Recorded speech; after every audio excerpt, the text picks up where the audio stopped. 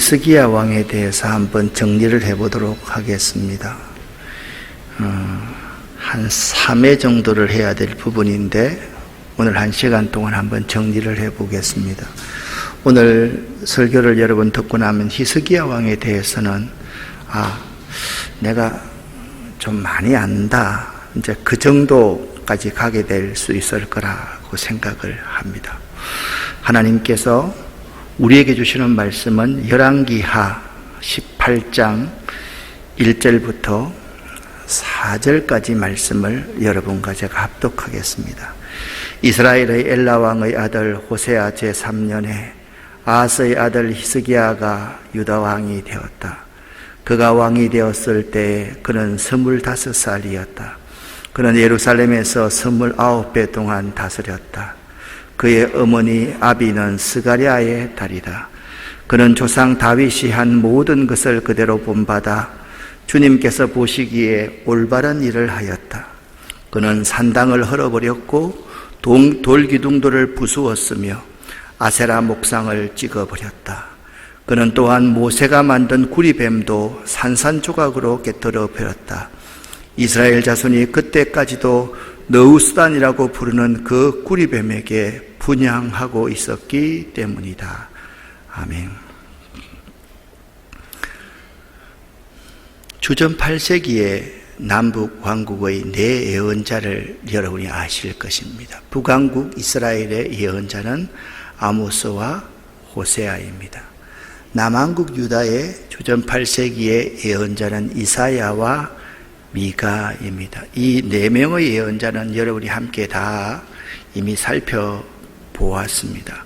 그리고 주전 8세기의 근동의 지도입니다. 그래서 여러분들이 잘 보시면 이 유다라는 나라는 이렇게 전보다 조금 큰 작은 나라이고 이 근동의 패권을 차지하고 있던 이 아수르 제국이 호시탐탐 이 유다 땅, 이 팔레스틴 지방을 장악하기 위해서 노리고 있었습니다. 여기에 이제 초생딸 지역이 있는데 이 비옥한 초생딸 지역을 장악하려고 노력했던 것이지요. 우리는 주전 8세기의 예언자들 4명을 여로보암 2세 때 여로보암 2세와 함께 활동했던 남왕국 유다의 왕이 우시야 왕입니다. 그래서 우시야 왕의 아들은 요담이었고 요담의 아들은 아하스였고 아하스의 아들이 히스기야입니다. 히스기야의 아들은 므낫세입니다. 이 여로보암 2세 때 활동했던 예언자가 누구냐? 아모스라는 예언자였습니다. 여로보암 2세의 말기부터 여로보암이 죽고 난 이후에 북왕국 이스라엘이 망할 때까지 활동했던 예언자가 뭐냐면 호세아라는 예언자입니다. 그때 남왕국 유다의 예언자는 우시야 왕이 죽던 해에 하나님 앞에 소명을 받았던 사람이 예언자가 있었습니다. 누굽니까? 이사야입니다. 이사야에서 6장에 나오지요. 그런데 이 우시야 왕은요 매우 선한 왕 가운데 한 사람이었습니다. 그런데 그에게 좀 잘되고 형통케 되니까 제사장들이 하는 일을 자기가 해버리게 되었습니다. 그래서 하나님께서 우시야에게 문둥병을 발하게 하셨고 평생 그는 열왕의 묘실에도 들어가지 못할 정도로 별궁에서 살 수밖에 없었고 그의 아들 요담이 섭정을 하게 되었습니다. 이때 활동했던 선지자가 이사야와 미가 선지자가 있는데 이 이사야가 활동했던 당시에 가장 악한 왕이 누구냐면 아하스 왕이었습니다. 보라, 처녀가 잉태하여 아들을 낳을 것이요 그 이름을 임마누엘이라 하리라. 그러니까 이사야 7장에서 이사야 선지자가 아하스 왕을 찾아가서 이런 말을 하는 겁니다. 왕이여, 그렇게 교만하게 굴지 말고 징조를 좀 구하십시오. 그렇게 하면 하나님께서 그 징조를 보여주실 것 아닙니까? 그랬더니 저는 징조를 구하지 않겠습니다. 굉장히 믿음이 좋은 사람 같았지만 이 아하스 왕은 가장 악한 왕 가운데, 이 아하스의 아들이 누구냐면 히스기야입니다. 그러니까 히스기야는요, 다른 왕이 아니었습니다. 아버지와 반대되도록만 행하면 되는 겁니다. 어느 왕이든 어떤 대통령이든 어떤 지도자든 있잖아요. 자기 앞에 있는 사람이 개판을 치면 그 지도자에게는 두 가지 기회가 있습니다. 그를 따라가면 망하게 되는 거고, 그와 반대의 길만 서면 그는 영웅이 되는 겁니다. 참 귀한, 그 사람이 누구냐? 히스기야 왕이었다. 그러면 오늘은 좀 정리하는 과정에서 남북의 열왕들, 북왕국 이스라엘은요, 여로보암 1세부터 시작해서 호세아까지 왕들이 몇 명이라 그랬습니까? 19명이라고 그랬습니다. 기억 안 나요? 날마다 해도 뭐 기억을 못해요. 어떻게? 남왕국 유다는요, 르호보암부터 시작해서 마지막 시드기야까지 왕이 한 명 더 많은 20명이었습니다. 그런데 똑같이 19명이라고 생각하면 사실 돼요. 누굽니까? 아합과 이세벨의 딸 아달랴를 빼버리면 19대 19가 된다라고 여러분 생각하시면 됩니다. 북왕국 이스라엘은 호세아 때 아수르에 의해서 멸망을 당하게 됐지요. 이 19명의 왕들이 있는데 왕들 가운데 정상적으로 왕위를 물려준 사람은 거의 없습니다. 다 반역이 일어나고, 다 부하들에 의해서 죽임을 당하고, 형제들에 의해서 죽임을 당하고, 이런 왕들이 북왕국 이스라엘의 왕들이었습니다. 그러니까 그들은요, 첫 시작부터, 첫 단추부터 여러분 가만히 한번 생각을 한번 해보세요. 첫 단추를 이렇게 잘못 끼워버리면요, 아무리 맵시 있는 옷이라고 할지라도 그 옷은 옷으로서의 역할을 감당하지 못하는 거지요. 여로보암 1세는요, 첫 단추를 잘못 끼운 사람이에요. 왜 그런지 아십니까? 나라가 나눠지고 나니까 북왕국 이스라엘 사람들의 남북 왕국의 중심은 뭐냐면 예루살렘 성전이거든요. 아니, 해마다 절기가 되면 자기 나라 백성들이 예루살렘에 올라가서 하나님께 예배를 드려야만 하는데, 이걸 막기 위해서 여로보암 1세가 뭘 했느냐? 베델과 단에 성소를 세워놓고 거기를 섬기도록 그렇게 만들었던 것이죠. 그것부터 잘못되기 시작해서 19왕은 참 비극적인 최후를 맞이하게 되었습니다. 여러분을 위해서 내가 장시간 이것을 정리를 했는데요, 여러분에게 도움이 되었으면 참 좋겠습니다. 북왕국 이스라엘의 열왕들입니다. 여로보암 1세의 아들이 나답입니다. 또 이 아들이 하나밖에 없어. 그 다음에 바하사 장군에 의해서, 엘라에 의해서 이런 이제 왕들이 바뀌게 됩니다. 시므리가 왕이 되었는데, 이 시므리를 무너뜨린 왕조가 뭐냐면 오므리의 집입니다. 이 오므리, 아합, 아하시야, 여호람을 오므리의 집이라 그런다. 그래서 시므리의 집, 오므리의 집, 이렇게 말합니다. 이 오므리 왕조를 멸망시킨 사람이 누구냐 하면 예후라는 장군입니다. 이 예후의 집이죠. 예후의 아들이 누구냐 하면 여호아스, 요아스, 그리고 우시아와 동시에 살았던 여로보암 2세인 거예요. 여로보암 2세가 죽고 나자 사실상 스가랴, 살룸, 모나헴, 부가히야, 베가, 호세아는 그냥 그 왕들이 아니라 그냥 죽기 위해서 올라온 허수아비 같은 존재였다라고 생각합니다. 그래서 주전 721년, 722년에 아수르의 살마네셀에 의해서 멸망이 되지요. 여러분, 이것만 외우면 돼요. 여로보암 1세, 따라합시다. 여로보암 1세, 오므리의 집. 오므리의 집이 누구냐면 여기서 아합과 이세벨이 있는 거예요. 그 다음에 누구 집이라고요? 예후의 집. 예후의 집에서 누가 나옵니까? 여로보암 2세가 나옵니다. 그리고 호세아 왕 때 아수르의 살마네셀에게 멸망을 되죠. 주전 722년이냐 721년이냐 그것은 아무 의미가 없습니다. 721년이라고 하는 게 저는 더 맞다고 생각하는데 722년이라 해도 상관이 없습니다. 남한국 유다는요, 르호보암 왕부터, 르호보암이 누굽니까? 솔로몬의 아들 아닙니까? 르호보암부터 이제 쭉 시작이 되는 것이죠. 여기 이제 정리를 이렇게 해 놓았습니다. 르호보암의 아들이 당신은 내 아비얌, 당신이 내 아비냐고 그렇게 외우면 됩니다. 그 다음에 아사입니다. 그 다음에 여호사밧 왕입니다. 이 여호사밧 왕이 참 문제가 믿음이 좋았는데 누구랑요? 이 오므리의 집 아합과 서로 사돈을 맺게 되는 거죠.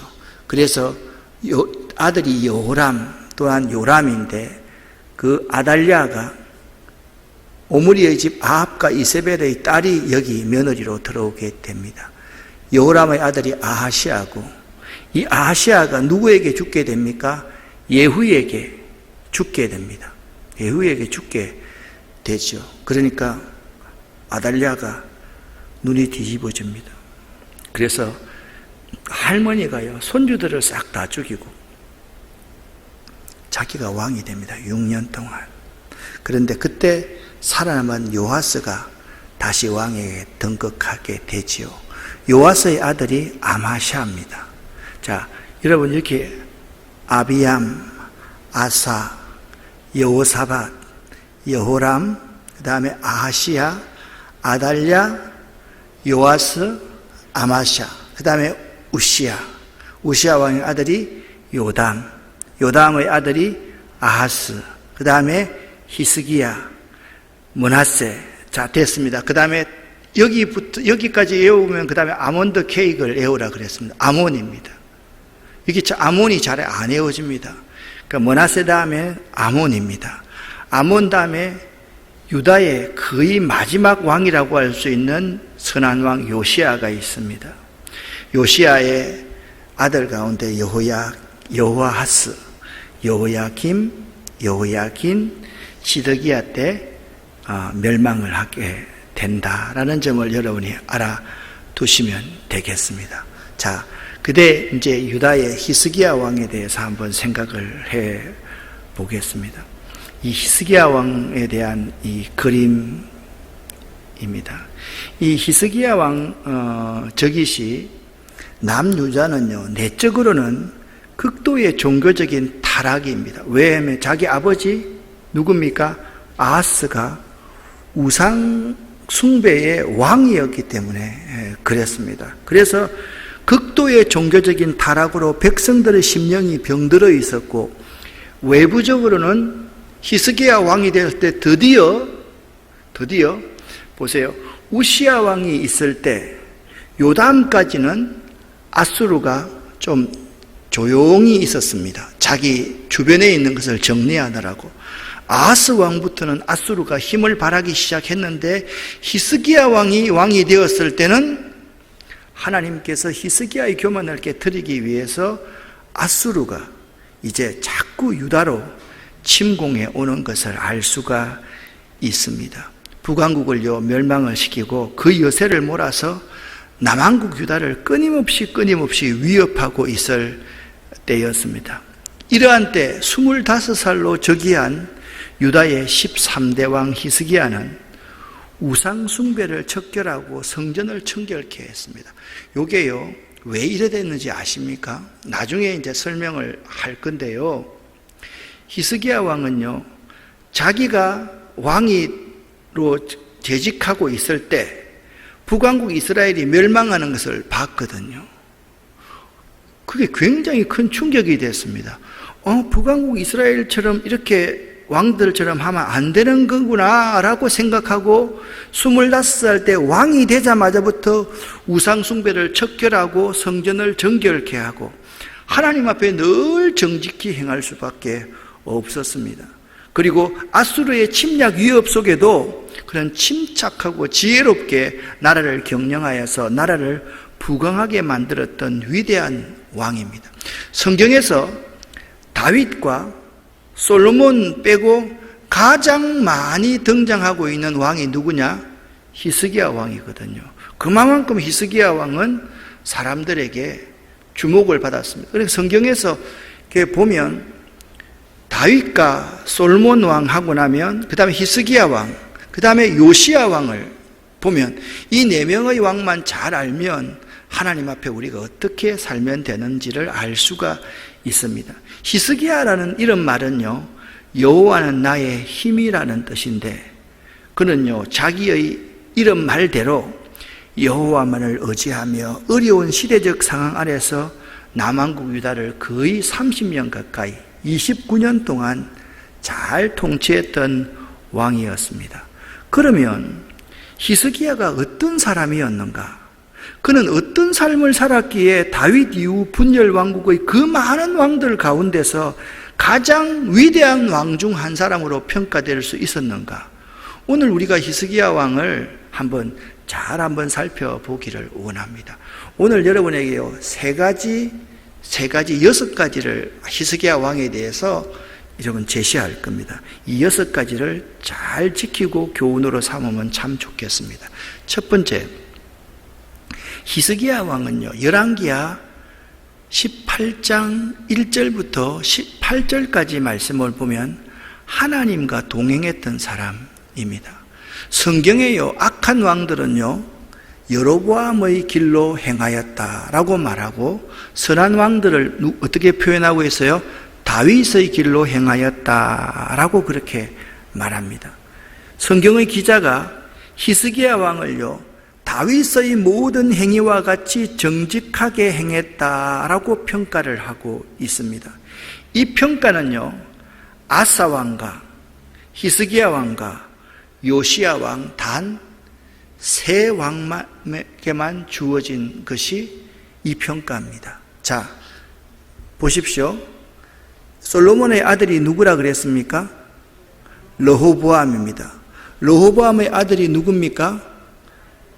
당신이 내 아비암의 아들이 누구냐면 아사라는 말입니다. 그게 여호사밧 아닙니까? 그래서 여러분, 이 아사 왕과 히스기야 왕과 요시야 왕, 이 단 3사람에게만 다윗의 모든 행위와 같이 정직하게 행했다라고 평가하는데, 이 3사람 중 한 사람이 히스기야 왕이었다라는 겁니다. 히스기야 왕은 다윗 왕과 같이 여호와의 마음에 합한 사람이 되어서 세상과 동행하지 않고 하나님과 동행함으로써 자기 아버지 아하스 왕이 취했던 친아수르주의와 우상 숭배를 본받지 아니하고 여호와의 신앙을 바탕으로 국정을 잘 운영을 합니다. 여러분, 친아수르 정책이라는 게 뭡니까?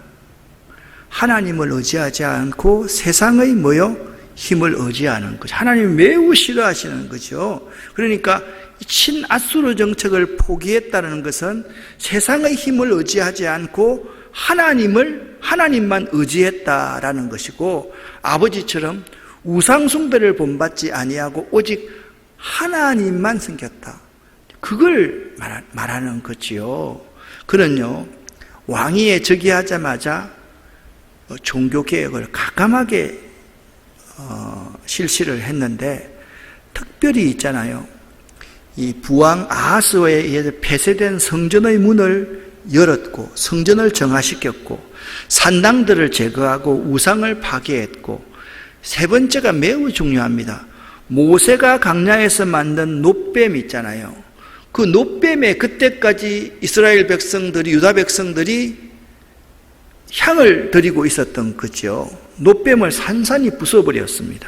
그리고 유월절을 성대하게 준수했고 성전 봉사 제도를 정비했습니다. 히스기야 왕의 개혁은 그 뒤에 요시야가 히스기야를 그대로 본받아 가려고 하고 있습니다. 히스기야가 특별히 모세에 의해서 만들어진 놋뱀을 부숴버린 것에 대해서, 비록 광야에서 그것이 구원의 상징이기는 했어도 후대에 우상 숭배가 그로 말미암아 될 수 있기 때문에 그는요, 그 노뱀들, 여러분 가만히 한번 생각해 보세요. 노뱀을 바라본 사람이 다 살았는데 그걸 사람들이 저거 바라보면 구원받는다고 생각을 했는데 그걸 부숴버렸으니까 얼마나 반발이 심했겠어요. 그런데 히스기야 왕은요, 그것이 어떤 것이라 할지라도 하나님을 섬기는 데 방해가 되면 그것을 산산히 부숴버릴 수 있습니다. 그래서 히스기야 왕은요, 눈에 보이는 모든 어려운 상황들을요, 인간적인 계산으로 판단하여서 세상과 타협하지 아니하고 오직 하나님을 바라보고 하나님만이 나의 힘입니다를 고백하며 살았던 사람이 히스기야 왕이었습니다. 여러분은 지금 어떤 어려움 앞에서 두려워하고 있습니까? 어떤 세상의 힘이 여러분을 억누르고 있습니까? 그럴 때 여러분은 어떻게 판단하고 어떤 신앙의 행동을 하는지를 한번 생각해 보시기를 바랍니다. 히스기야 왕의 첫 번째는 누구냐? 하나님과 동행했다는 거예요. 두 번째가 또 매우 중요합니다. 히스기야는요, 믿음의 사람들을 모으고 믿음의 사람들과 함께 동행했다라는 거죠. 그는요, 선왕이 누굽니까? 아하스와는 달리 즉위하자마자 흩어졌던 아버지는요, 성전 문을 못으로 박아버렸으니까 흩어졌던 제사장들과 레위인들을 불러 모아서 격려하기 시작합니다. 그리고 자신의 동지로 그들을 끌어들이기 시작합니다.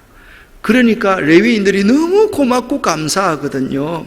스스로 정결케 하고 힘을 모아 히스기야 왕을 도와서 히스기야 왕이 종교개혁을 잘할 수 있도록, 국정운동을 잘할 수 있도록 그들이 사실상 힘이 되어줍니다. 지지 세력이 되어줍니다.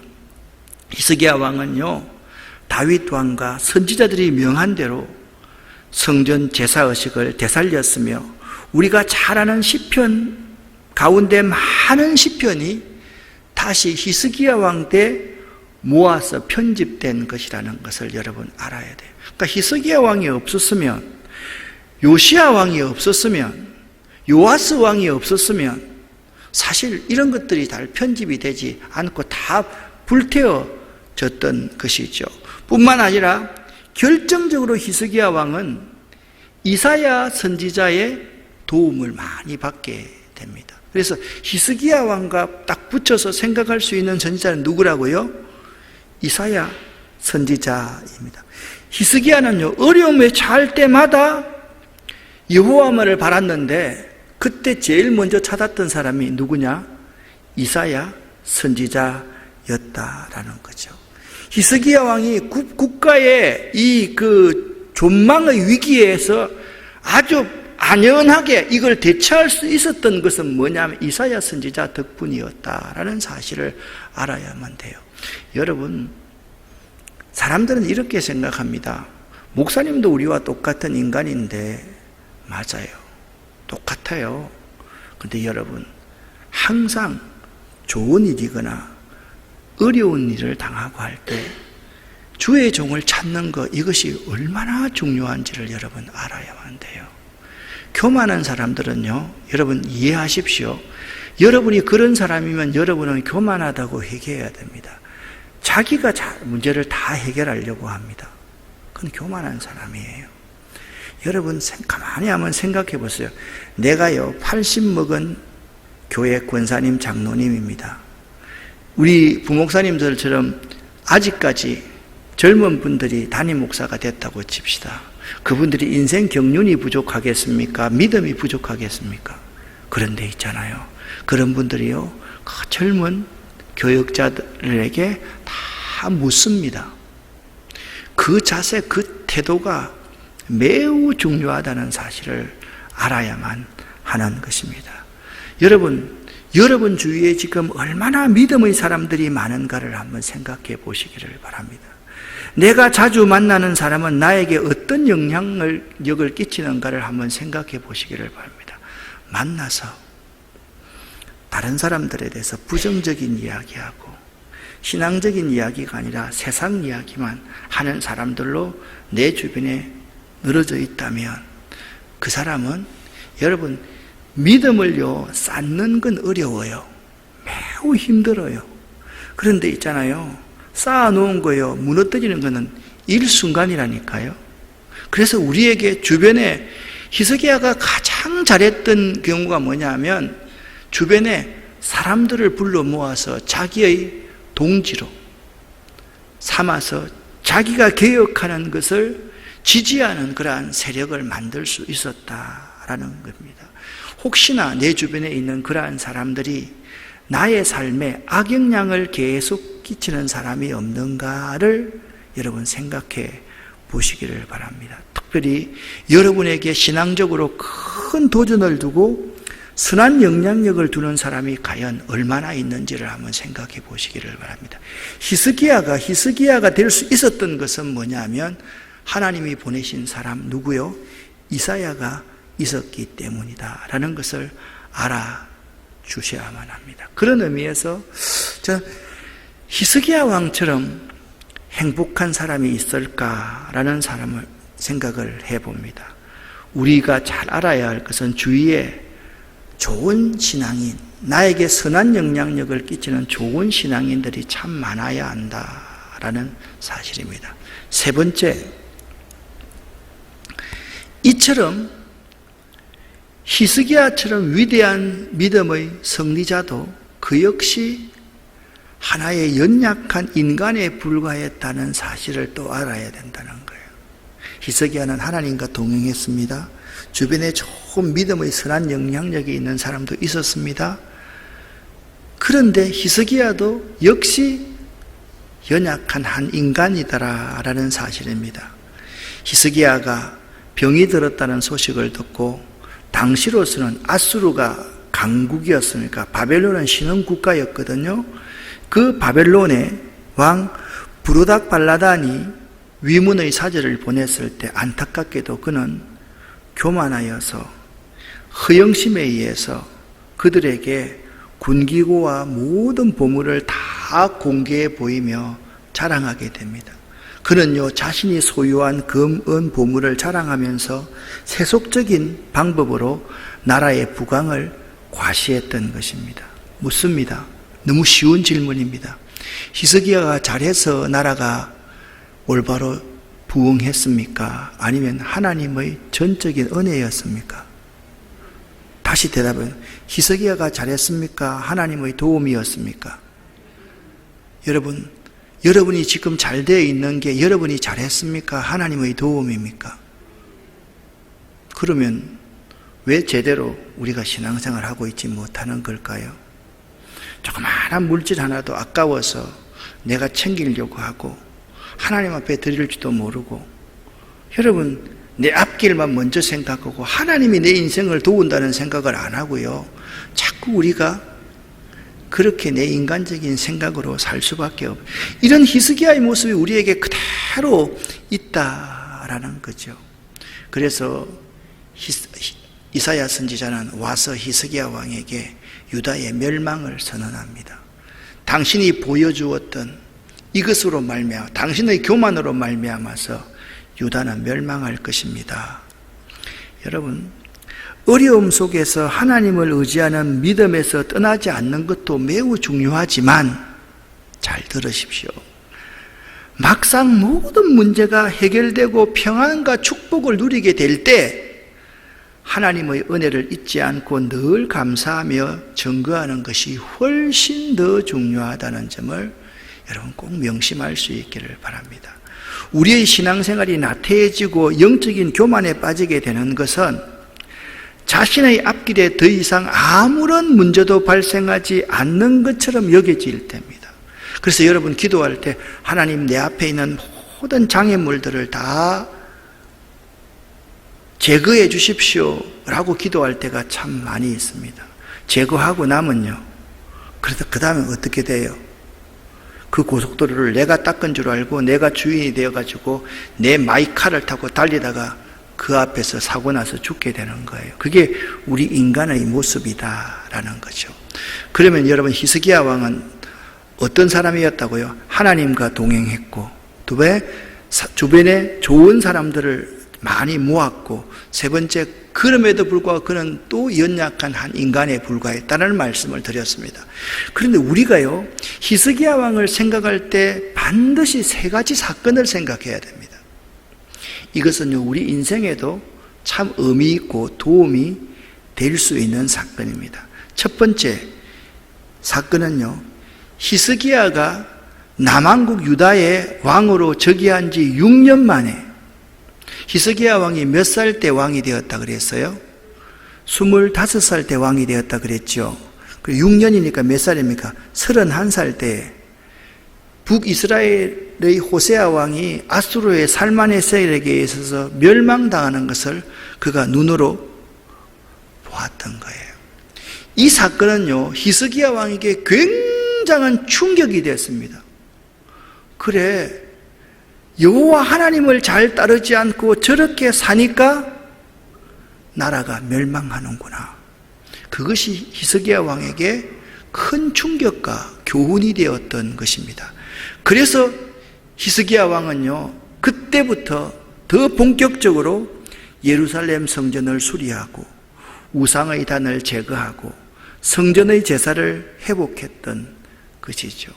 여러분, 우리가 인생을 살아가면서요, 우리 앞에 큰 질병을 앓게 된다는 거나, 또한 나의 모든 관계가 깨어진다는 거나, 자녀의 문제가 있다거나, 또한 사업에 큰 실패를 한다거나, 그건요, 그것을 잘 교훈으로 삼으면요, 그것이 큰 축복이 될 수가 있습니다. 오늘 우리 교회 집사님 한 분이 과일을 좀 사 보냈어요. 요 앞에 농협 하나로마트에서 과일을 사서 좀 보냈어요. 근데 배달하고 온 사람이, 나는 모르는 사람이에요. 머리를 이렇게 빡빡 깎고요, 이렇게 하고 있으니까 내가 알 수가 없잖아요. 옛날하고 다르니까. 내 앞에 가만히 오더니 혹시나 사우동에서 목회하던 목사님 아닙니까? 그러는 거예요. 나는 뭐 모르겠더라고. 그런데 마스크를 딱 벗으니까 이게 홍 집사 아니야? 알았어요. 그때 그분이 오늘 와서 그러는 거예요. 목사님이 목회에 굉장히 어려울 때 그때 자기가 우리 교회에 있었던 거죠. 목사님이 그 교회를 그만뒀을 때 거기 있었다는 거죠. 7층에서 그런 일이 있었거든요. 한참 잘 나가다가 내가 잘하는 줄 알고 그랬다가 막 다 한번 무너졌던 경험이 있었거든요. 오늘 그때 그 형제에게 그런 말, 지금 신앙생활을 너무 잘하고 있더라고요. 서울에 저 멀리까지 신앙생활을 참 잘하고 있더라고요. 그래서 참 감사하다. 그때 목사님, 그래서 내가 그랬습니다. 그때 싸우는 것을 선택하지 않고 내가 내려놓는 걸 선택했기 때문에 나에게 이런 기회가 왔다는 사실을 내가 안다. 내가 교회 개척했는데 너 나가라 하고 싸우면 큰 싸움이 일어나겠지만 결국은 내가 이겼을 것이다. 그러나 그때 그냥 내가 예수님처럼 목회를 못했으니까 오늘부로 내가 그만두겠습니다 하고 놓고 나왔기 때문에 지금 내가 여기 있는 것이다. 내가 무슨 말씀을 하려고 하는지 아십니까?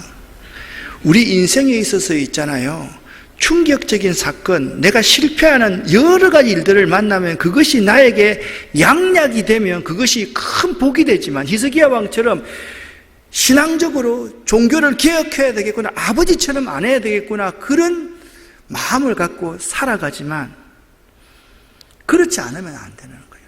히스기야 왕이 있잖아요, 아버지 아하스를 보고 북왕국 이스라엘이 멸망하는 것을 보고요, 하나님 위주로 신앙생활을 했기 때문에 그 결과요, 하나님께서 예루살렘 오원성에 큰 기쁨을 주셨고요, 백성들도 많은 축복을 받았습니다. 역대하 30장 26절 27절 말씀을 여러분과 제가 함께 읽어보겠습니다. 예루살렘에 큰 희락이 있었으니 이스라엘 왕 다윗의 아들 솔로몬 때로부터 이러한 희락이 예루살렘에 없었더라. 그때 제사장들과 레위 사람들이 일어나서 백성을 위하여 축복하였으니 그 소리가 들으신 바 되고 그 기도가 여호와의 거룩한 처소 하늘에 상달하였더라. 아멘. 히스기야 왕 한 사람이 잘하니까요, 나라와 백성들이 복을 받은 거예요. 그런데 나라와 백성들만 복을 받는 게 아니에요. 히스기야 왕 개인도 범사의 형통의 복과 많은 재물을 받아 누렸다라고 30장 28절부터 30절을 제가 요약해서 적어 놓았습니다. 같이 한번 읽어보겠습니다. 히스기야가 부와 영광이 극한지라 이는 하나님이 저에게 재산을 심히 많이 주셨음이며 저의 모든 일이 형통하였더라. 아멘. 자, 첫 번째 히스기야를 생각하면 반드시 기억해야 될 것이 뭐라고요? 아수르에 의해서 북왕국 이스라엘이 멸망하는 것, 그것이 자기에게 큰 교훈이 됐던 거예요. 또 나아가면 자기 아버지의 일이 큰 교훈이 됐던 것이죠. 두 번째 사건은 뭐냐면 아수르와의 전쟁이었습니다. 여러분, 지난 시간에 제가 이 지도를 여러분에게 보여주었지 않습니까? 여기 아람 왕의 러신과 북이스라엘 왕 베가가 있잖아요. 이 러신과 베가가 이 아수르에게 벗어나기 위해서 남왕국 유다에게 우리와 함께 동맹을 하자. 유다가 안 하는 거예요. 그때 누구 왕에서 아하스 왕이 뭘 친아수르 정책을 썼다 그랬죠. 기억납니까? 친아수르 정책을 쓴 거예요. 그래서 아수르가요, 아람 나라를 무너뜨리고 북왕국 이스라엘을 무너뜨리고 나서 이제 아수르가 이걸 다 차지한 거예요. 이 아수르가 아람과 이스라엘을 무너뜨리고 나서 가만히 있을까요? 착하게 가만히 있을까요? 이 권력이라는 것은 절대 그렇지 않아요. 첫 번째, 코만 조금 배간다 그랬다가 나중에는 몸까지 다 가져가는 게 이게 권력의 속성이거든요. 드디어 아수르가 남왕국 유다를 쳐들어 오는 거죠. 사실 이 히스기야 왕이 종교를 개혁하고 어느 정도 성과를 거두자 남왕국 유다의 분위기가 너무 좋아서 태평성대를 누리게 되었습니다. 남왕국 유다를 가만히 바라보니까 아수르가 저거 그냥 놔두서는 안 되겠거든요. 손을 좀 봐야 되겠거든요. 그래서 유다를 압박하는 조치를 아수르가 취하게 됩니다. 그래서 아수르가요 20만의 엄청난 병력으로 유다를 치기 위해서 이제 남하하게 되는 거죠. 히스기야 왕이 너무 당황해서 우리가 어떻게 하면 좋겠습니까? 아수르 왕에게 그렇게 살살 빕니다. 제발 우리와 평소에 친분을 봐서, 우리 동맹국 아닙니까? 친분을 봐서 우리 좀 봐주십시오 라고 하고 왕궁가요 성전에 있는 모든 재물을 다 끌고다가 아수르에게 바치게 됩니다. 아수르가 요구한 거 그거거든요. 그러면 아수르가 그 돈 받고 물러갈까요? 물러가지 않을까요? 대답해 보세요. 물러갈까요? 물러가지 않을까요? 절대로 안 물러가죠. 예루살렘 내놓으라 그러는 거예요. 그때서야 히스기야가 정신이 번쩍 들었던 것이요. 이제 비로소 이사야 선지자의 말을 듣기 시작하는 거예요.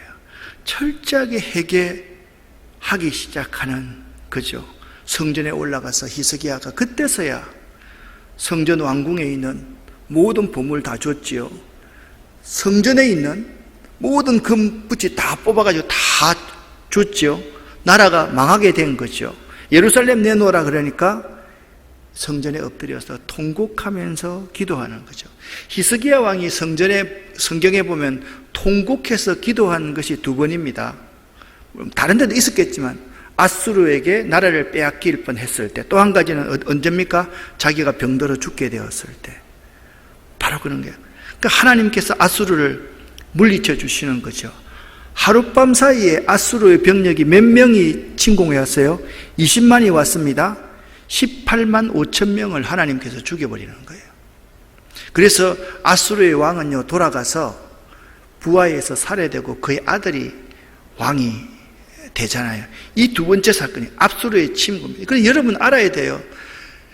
압수르를 의지하면 안 되는 거죠. 세 번째 사건이 있습니다. 히스기야가 교만함으로 병들어서 죽게 된 사건입니다. 이사야서 38장 1절에 보면 이사야가 그때에 히스기야가 병들어 죽게 되매, 여러분 그때라는 말이 중요합니다. 이때가 언제인 줄 아십니까? 히스기야가 기도함으로 말미암아서 앗수르의 군사를 물리쳤을 그때 그 말입니다. 그때에 병들어 죽게 된 거예요. 선지자 이사야가 히스기야 왕에게 나와서 여호와의 말씀이 너는 너의 집을 다 정리하거라. 집을 정리하거라는 것은 뭡니까? 네 왕을 이제 내놓아라. 예? 네가 죽고 살지 못하리라 하셨나이다. 여기 그때에 참 여러분 히스기야가 왕이 된 지 14년째가 되는 해, 히스기야가 29년을 왕이 됐지 않습니까? 딱 보면 반 정도 딱 되었을 그때에 히스기야가 병이 들어서 죽게 된 거죠. 그런데 히스기야는 이 죽음의 고비를 신앙적으로 잘 대처해 나가면 누구 도움 때문에? 이사야 선지자의 도움 때문에 신앙으로 잘 대처해 갑니다. 그는요 낮철 벽으로 향하여서 굵은 베옷을 입고 여호와의 전에 들어가 기도하기 시작합니다. 열왕기하 19장 2절 말씀에 보면 국내 대신과 서기관과 제사장 장로들 모두에게 굵은 베옷을 입혔다라고 말합니다. 무슨 말을 합니까?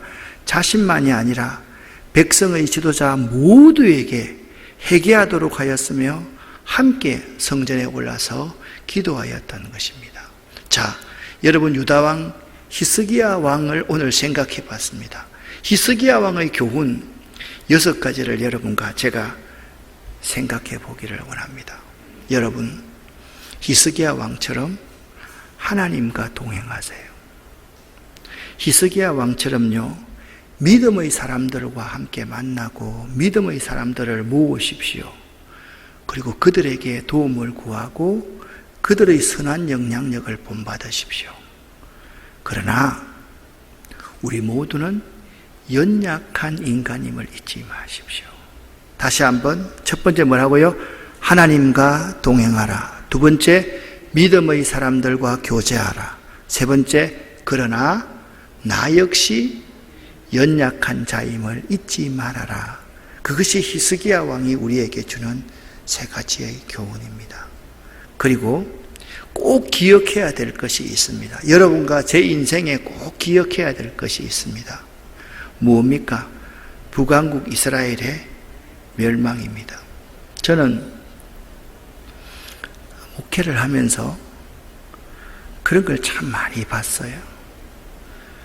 정말 교만하다가 하나님께서 그의 허리를 끊고 그를 데리고 가시는 모습을 참 많이 봤습니다.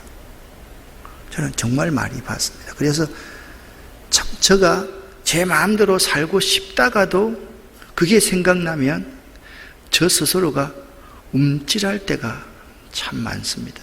여기 우리 이제 권사님, 집사님도 계시고 저기 우리 권사님 계시는데 제가 아까 말씀을 드렸지요. 제 한번 인생에 굉장히 어려운 일이 있었다고요. 근데 그것 때문에 나는 그렇게 됐다고 생각하지 않는데 그때 계시던 많은 분들이 이 세상에 없습니다. 그리고 참 어려움을 많이 당하는 모습을, 저는 우리 일 때문에 그랬다는 생각을 하지 않습니다. 항상 두려운 거예요. 아, 그렇구나. 그래서 여러분, 북왕국 이스라엘의 멸망과 아버지 아하스가 잘못했던 거, 그걸요 꼭 히스기야를 볼 때마다 기억을 해야 돼요. 그래서 여러분과 저의 인생에도 북왕국 이스라엘이 멸망하는 것을 항상 기억하라는 거죠. 두 번째입니다. 앗수르의 침공을 기억해야 됩니다. 힘 있는 자는요, 우리가 그들이 열을 요구하면 열을 주면 끝날 것 같은데 신앙생활을 할 때 있잖아요. 주일 하루 어디 놀러 가고 양보하는 거, 그거 하나 하면 끝날 것 같은데요. 그 하나를 포기하고 양보하고 나면 우리 모든 영혼까지 탈탈 털린다는 것을 여러분이 꼭 기억할 수 있어야만 돼요. 마지막 한 가지입니다. 우리가 교만하면 하나님께서 그때에 히스기야가 병들어 죽게 되었더라. 네가 죽고 살지 못하리라. 하나님이 언젠가 우리에게 하나님의 사람을 통해서 그런 말을 할 때가 분명히 있을 것이라는 거죠. 그때 우리가 어떻게 해야 되느냐? 믿음으로 그러한 상황을 이겨나갈 수 있는 여러분 될 수 있기를 예수 이름으로 간절히 축원합니다.